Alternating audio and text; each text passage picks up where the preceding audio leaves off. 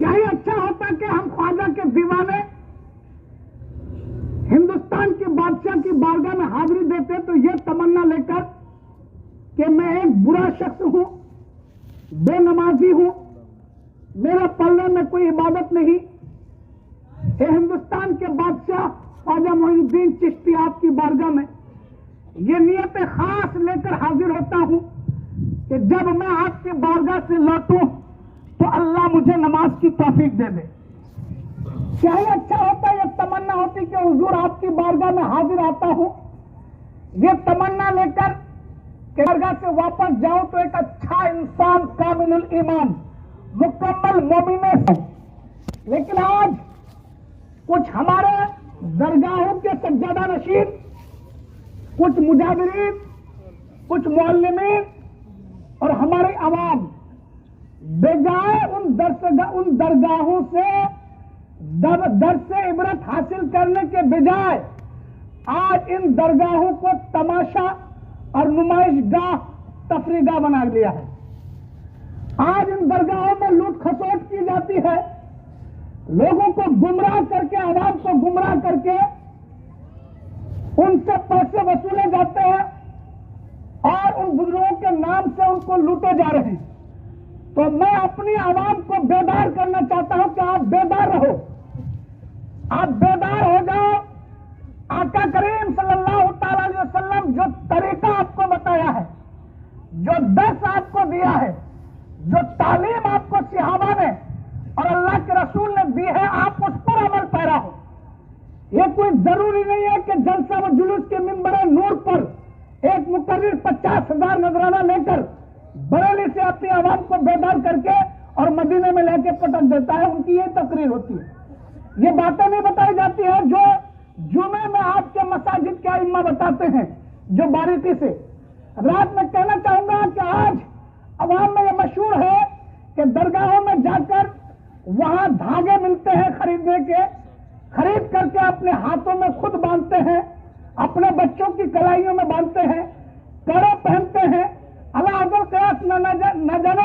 نتنے انداز سے کیا کیا درگاہوں سے کر کے آتے ہیں۔ مجھے تاریخ کے حوالے سے علم و شریعت کی روشنی میں کوئی عالم اگر اس مجمع میں ہو تو وہ کھڑے ہو کر بتا دے کہ کوئی بھی ولی اپنی درگاہوں سے کسی کو یہ تعلیم یا کوئی پیغام دیا ہو کہ میرے بارگاہ سے تم دھاگا یا کڑا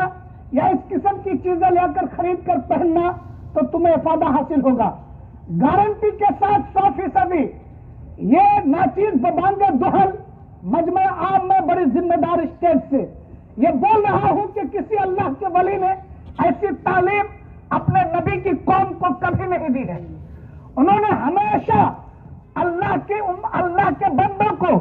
اور نبی کی امت کو گمراہی سے نکال کر راہ راست دکھایا ہے کہ یہ راستہ سیدھا ہے، یہ سچا ہے، یہ حق ہے، اس پر عمل کرو تو تم دنیا میں بھی نجات پاؤ گے اور آخرت میں بھی اللہ تمہاری بخشش و مغفرت کر دے گا۔ حضرات، یہ تعلیم درگاہوں میں جا کر شور شرابہ کرنا، اس قسم کی چیزیں خریدنا، اور سنو ایک بات بڑے باریکی کے ساتھ میں کہنا چاہوں گا کہ آج یہ یہود و نصارہ ہمیں نبی کی تعظیم، علماء کی تعظیم، بزرگان دین کی تعظیم سے دور کرنے کے لیے ہمارے مصلی پر کعبے کی تصویر، گنبد خضرا کی تصویر، اور حد تو یہ ہے کہ آج کل ہم نے اپنے ماتھے کی آنکھوں سے دیکھا ہے کہ پانی پینے والے گلاس میں، چائے کے کپ میں گنبد خضرا کا نقش، کیا گنبد خضرا کا نقش پیالیوں میں، گلاسوں میں، کٹوروں میں چھاپ دیا ہے، اور شہرت کیا دیتے ہیں کہ ان پیالیوں میں، ان گلاسوں میں پانی پینے سے بیمار شفایاب ہو جائے گا، کیونکہ اس میں گنبد خضرا نقش ہے۔ حضرات، یہ یہودیوں کی چال ہے،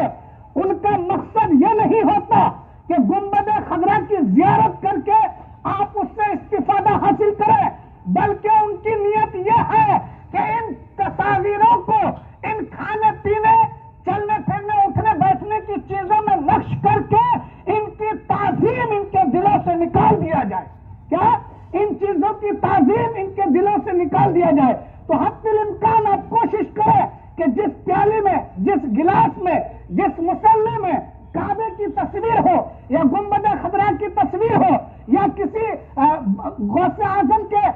درگاہ کا گنبد کا نقشہ ہو، تو اس قسم کی چیزوں کو آپ خریدنے بیچنے سے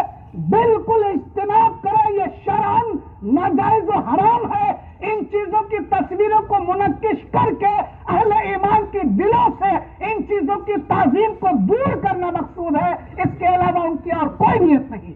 تو حضرات ان چیزوں پر دھیان رکھیں. آپ خواجہ کی بارگاہ میں جائیں، بے شک میں آپ کو روکتا نہیں، کیونکہ اللہ کی ولیوں کی بارگاہ میں وہ خزانے ہمیں دستیاب ہوتے ہیں جو ہماری زندگی اور آخرت کو سنوار دیتا ہے، جو ہماری زندگی اور آخرت کو سنوار دیتا ہے. آپ بزرگان دین کے مزارات پر جائیے، جو طریقہ صحابہ نے بتایا، جو طریقہ ہمارے اسلاف اور اکابرین نے بتایا، اس طریقے سے آپ بزرگان دین کی مزار پر حاضر ہے. ورنہ آپ آج ماتھے کی آنکھوں سے دیکھ رہے ہیں کہ درگاہوں کو ان لوگوں نے، ان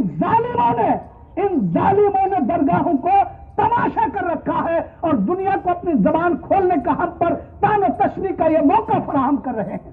اہل سنت والجماعت کے ماننے والے، غلام رضا